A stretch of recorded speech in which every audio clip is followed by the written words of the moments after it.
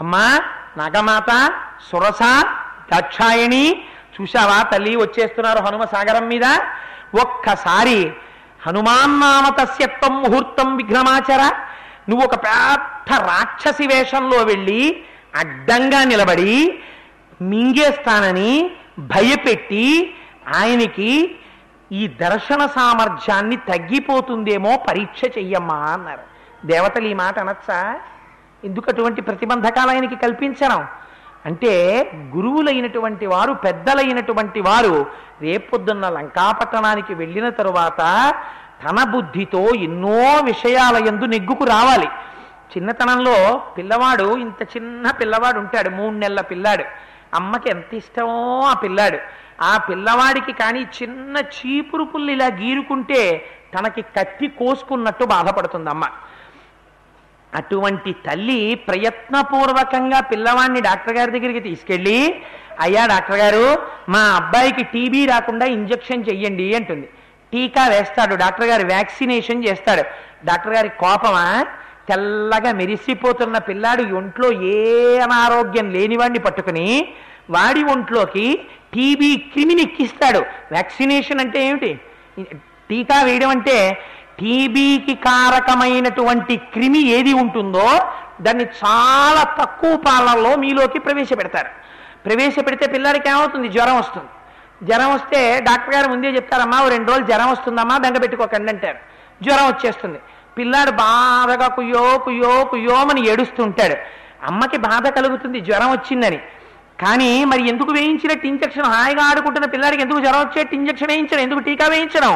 అంటే ఇప్పుడు 2 రోజులు వాడు బాధపడినా రేపటి రోజున వాడికి ఏ 35-40 ఏళ్ల వయస్సు మధ్యలోనో టీబీ వచ్చి వాడి ఊపిరితిత్తులు పాడైపోయి వాడు అకాల మృత్యువుకి గురి కాకుండా ఉండడం కోసం 2 రోజుల జ్వరంతో అమ్మ దీర్ఘమైనటువంటి జబ్బు నుండి తప్పించడానికి ప్రయత్నం చేసినట్టు నాగమాత సురసని అడ్డుపెట్టి హనుమలో ఉన్న బుద్ధి బలాన్ని ఆవిష్కరింపచేసి ఆయన బుద్ధికి పదును పెట్టి రాటు తేల్చారు దేవతలు. అందుకని సురస వచ్చింది. వచ్చి ఆవిడంది, నాయన అహం త్వాం భక్షయిష్యామి ప్రవిషేద మామాననం. ఇదో చిత్రమైన మాట.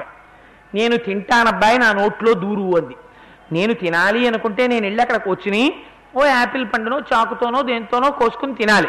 అంతేకాని ఓ యాపిల్ పండా మేము నిన్ను తినాలనుకుంటున్నాం, మీరు మా నోటిలో ప్రవేశించండి అంటావా? అనం. కానీ సురస అలా మాట్లాడింది. అందులోనే తెలిసిపోతుంది తినేసే ఉద్దేశం లేదు. ఏమిటి ఆవిడ ఉద్దేశం? కేవలం ఆయన బుద్ధి బలాన్ని పరీక్ష చేయడం. నాకు దేవతలు ఇచ్చిన ఆహారం అయ్యా, నువ్వు ఒక్కసారి నా నోట్లోకి రా, మింగుతానని. అంటే ఆయన అన్నారు, ప్రహృష్టవదన శ్రీమాన్ ఇదం వచనమబ్రవీత్ అన్నారు మహర్షి.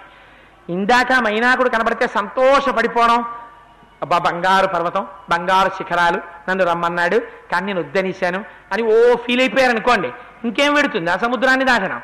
అలా బాధపడకూడదు, దాన్ని అక్కడికే వదిలిపెట్టేశారంతే. ముందుకు వెళ్ళిపోయారు. ముందుకు వెళ్ళిపోయి ఆ వెళ్ళిపోయినటువంటి వారికి సురస కనపడింది. ఇప్పుడు నోట్లోకి రా, మింగుతానంటోంది రాక్షస రూపంతో.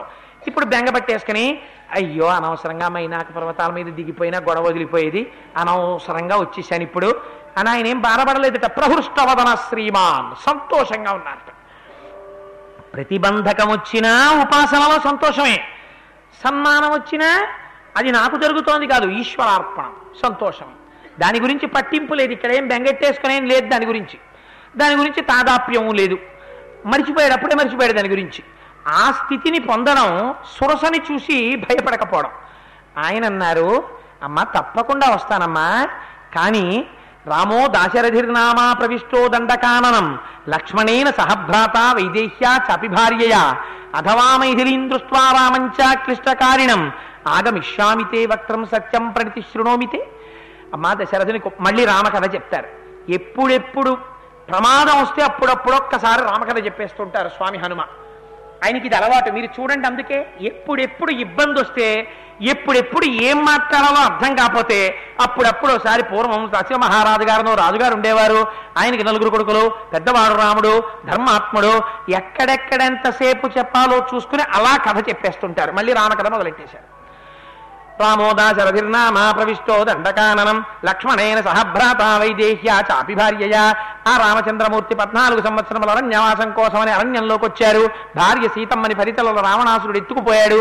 అమ్మ ఆవిడ జాడ కనిపెట్టడం కోసం వెడుతున్నాను, తల్లి ఒకవేళ తప్పు మింగేస్తానంటే ఒక్కసారి సీతమ్మ తల్లి జాడ కనిపెట్టి వెనక్కి వెళ్ళి రాముడికి చెప్పి వచ్చి నీ నోట్లో ప్రవేశిస్తాను, మింగేద్దు గానివి, ఒక్కసారి మాత్రం వదిలిపెట్టమ్మా, నేను సత్యమే మాట్లాడుతున్నాను, మాట తప్పను అని ప్రమాణం చేశారు.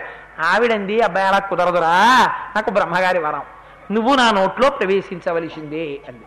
అయితే సరే అమ్మా, నేను నీ నోట్లో పట్టడానికి కావలసినంత నోరు తెరువు అన్నారు.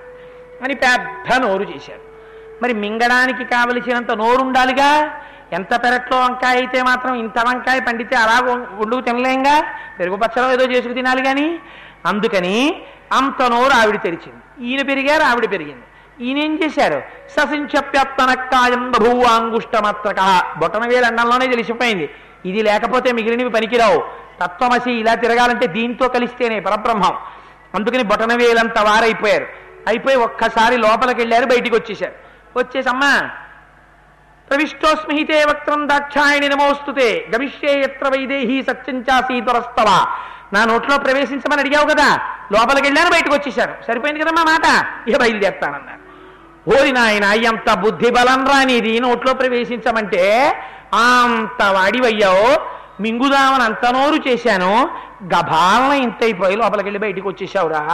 అర్ధసిద్ధ్యై హరిశ్రేష్టాగచ్చ సౌమ్య యథాసుఖం సమాన ఈశ్వ వైదేహీం రాఘవేణ మహాత్మన. రాఘవుడితో సీతమ్మని కలిపినటువంటి వారు హనుమ అన్న ప్రఖ్యాతిని నీవు పొందెదవుగాక అని ఆశీర్వచనం చేసింది. ఒక్క నమస్కారం చేశారు, బయలుదేరిపోయారు. ఇందులో బుద్ధిబలాన్ని నిరూపించారు.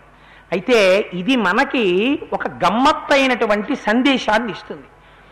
చెప్పాను కదా, సుందరకాండ అంటే ఉపాసన కాండ. ఆనాడు హనుమ వెళ్ళిపోయారు, ఈనాడు మీరు తెలుసుకోవలసింది ఏమిటి, నేను తెలుసుకోవలసింది ఏమిటి అందులో అంటే ఒక తేలిక ఉదాహరణతో మీకు నేను ఈ విషయాన్ని ఆవిష్కరించే ప్రయత్నం చేస్తాను. అన్నం తినాలి, రాత్రి ఇంటికి వెళ్ళిపోయిన తర్వాత ఏం చేస్తారు?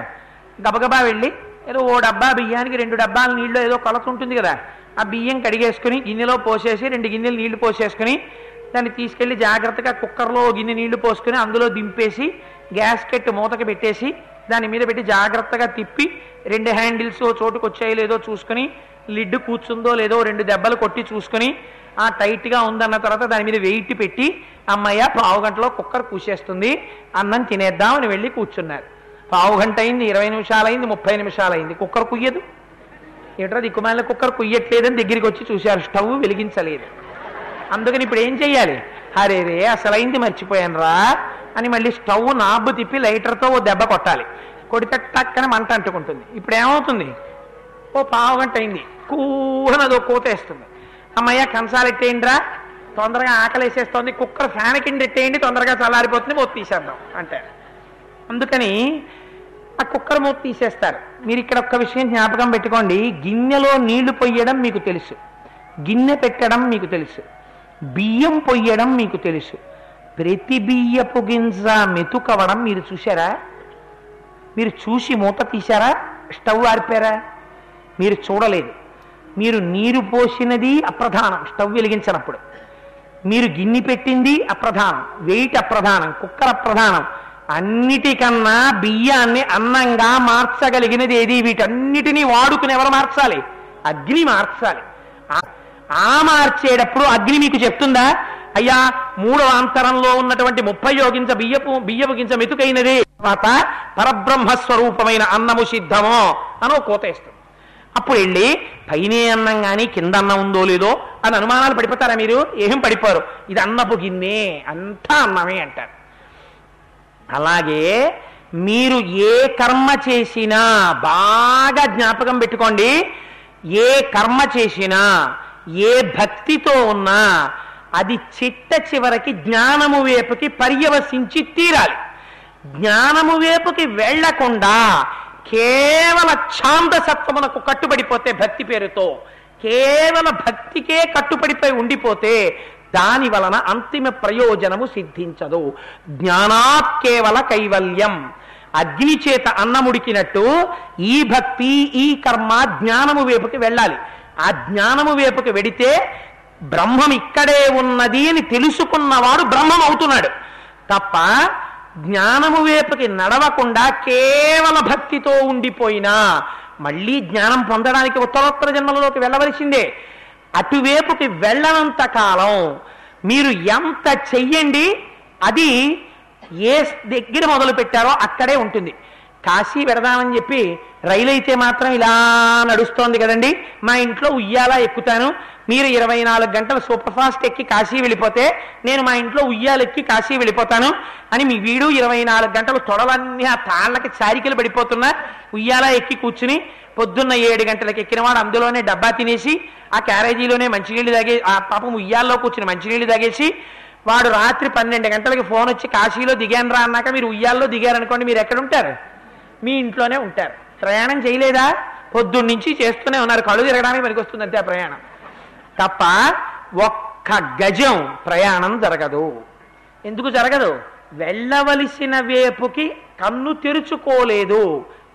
మీకొక్క ఉదాహరణ చెప్తాను. పూర్వం గురువుగారు 10 మంది శిష్యులు బయలుదేరారు నది ఆడడానికి.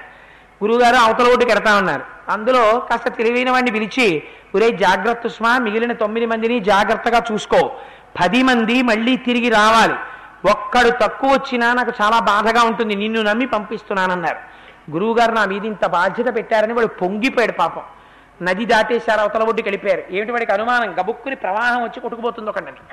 ఒరే మీ అందరూ నించోండి అన్నాడు. నించున్నారు. నించున్న తర్వాత లెక్క పెట్టాడు, 1 2 3 4 5 6 7 8 9. అమ్మ బాబాయ్ చచ్చిపోయాను రా, వాడు వెళ్ళిపోయాడు అక్కడ కొన్నాడు. రెండో వాడు అన్నాడు, బెంగ పెట్టుకోకరా, అందరం ఉండే ఉంటాం, మీరు నించోండి. వీళ్ళు లెక్కెట్టాడు. మళ్ళీ 1 2 3 4 5 6 7 8 9. అవును రోజు ఓడిపోయాడు అన్నాడు. ఎవరు లెక్కెట్టినా 9 వస్తున్నాయి. ఆ 9 రావడంలో వీడు తల బొప్పి కట్టేటట్టు చెట్లకేసి కొట్టేసుకున్నాడు. తలకాయ కొట్టేసుకున్న తర్వాత అటు నుంచి ఎవరో పెద్ద ఆయన వెళ్ళిపోతున్నాడు. ఏం బాబా అలా కొట్టుకేడి చేస్తున్నారే అన్నాడు. అంటే 10 మందిని బయలుదేరామండి నద్దాడదామని, ఒకడు కొట్టుకుపోయాడండి, ఎవడో తెలియట్లేదు అన్నారు. ఉన్నారు కదా మీరు 10 మందిని అన్నారు. ఎక్కడ ఉన్నామండి, మాకంత లెక్కలు రానట్టు చెప్తారు, వేదాంగాలు చదివాం గురుగారి దగ్గర. ఏది లెక్కెట్టండి, 1 2 3 4 5 6 7 8 9 10 కదా. అది ఎలా వచ్చింది ఆన్సర్ మీకు? నేను లెక్కెడతాను చూడండి. ఇప్పుడు నించోండి రా, 1 2 3 4 5 6 7 8 9 కదా అన్నాడు. మరి నిన్ను లెక్కెట్టుకోమే అన్నాడు ఆయన. ఓహో ఇక్కడ మర్చిపోయానండి అన్నాడు. బొప్పి అలా గుర్తుండిపోయింది. అసలు జీవుడు జీవుడు జీవుడని నువ్వు జీవస్థాయిలో ఉండిపోయి ఎంత పరిశ్రమ చేస్తే నీ జీవస్థాయి పోతుంది. నీ స్థాయి జ్ఞానం వైపుకి నడవాలి. నడిచి భక్తితో పాటు కర్మతో పాటు ఉపనిషత్ భాగం అందుకొచ్చింది. జ్ఞానకాండ వైపుకి అడుగులు వేస్తే భక్తి కర్మ జ్ఞానం వైపుకి వెడితే ఆ జ్ఞానము చేత కైవల్యం వస్తుంది.